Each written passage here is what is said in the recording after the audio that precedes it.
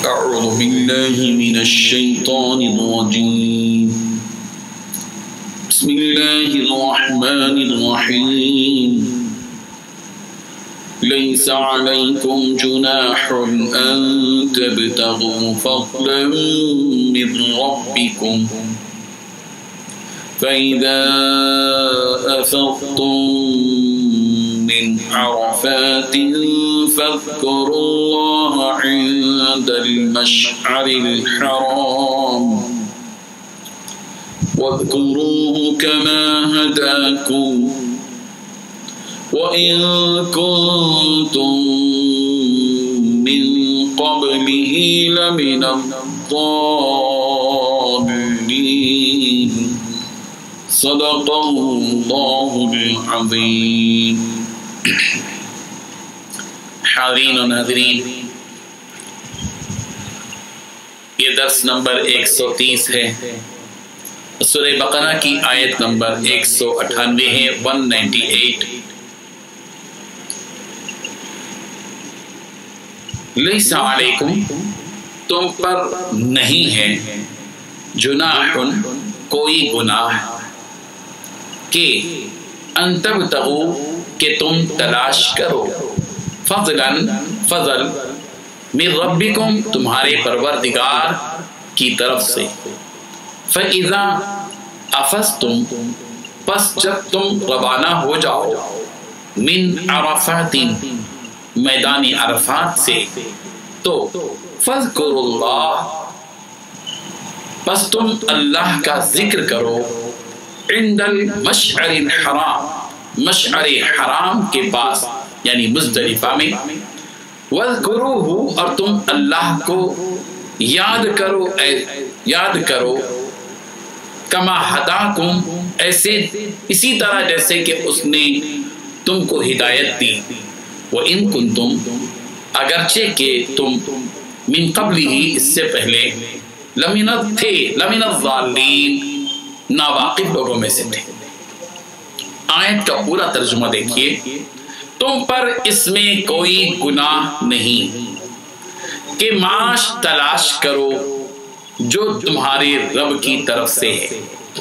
جب تم عرفات سے واپس ہو تو اللہ کو یاد کرو مشعر حرام کے پاس، اور اس کو یاد کرو جیسا کہ اس نے تمہیں ہدایت دی ہے. اور حقیقت میں بات یہ ہے کہ تم اس سے پہلے محض ناواقف تھے. اللہ تبارک و تعالی نے اس آیت میں دو باتیں بتائی. سب سے پہلی بات یہ ہے کہ حج کے دوران، حج کے سفر میں کاروبار کرنا، تجارت کرنا کیا درست ہے؟ کیا آدمی کر سکتا ہے؟ اللہ تعالیٰ نے فرمایا کہ لیس علیکم جناح، تم پر کوئی گناہ نہیں ہے کہ ان تبتغوا فضلا من ربکم، کہ تم اپنے پروردگار کا فضل تلاش کرو. تم اپنے پروردگار کا فضل تلاش کرو، اللہ اس میں کوئی گناہ نہیں ہے، کر سکتے ہو. سفر کے دوران بھیک مانگنے سے منع کیا گیا، زیادہ راہ رکھنے کا حکم دیا گیا. ضرورت پڑنے پر کاروبار کی ضرورت ہو تو کاروبار بھی تم اس سفر میں کر سکتے ہو. یہ بات اس لیے کہی گئی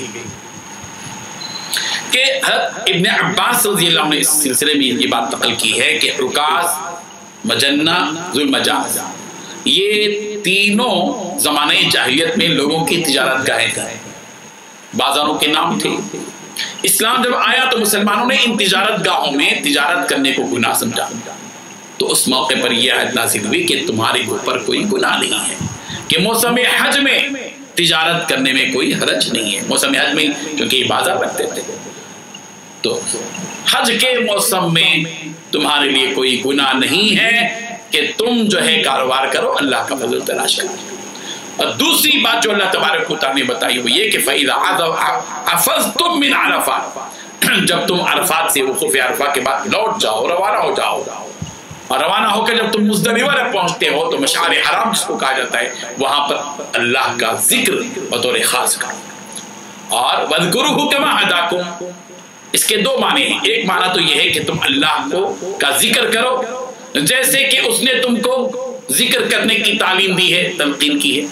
ایک مطلب یہ بھی ہے کہ اذکرہ کما ہداکم، اللہ نے جس طرح تم کو ہدایت سے نوازا تو تمہارا فریضہ یہ ہے کہ تم اس کے بدل میں اللہ کو یاد کرو کہ اللہ نے تم کو اتنی بڑی نعمت دی کہ تم کو راہ حق پر ڈالا۔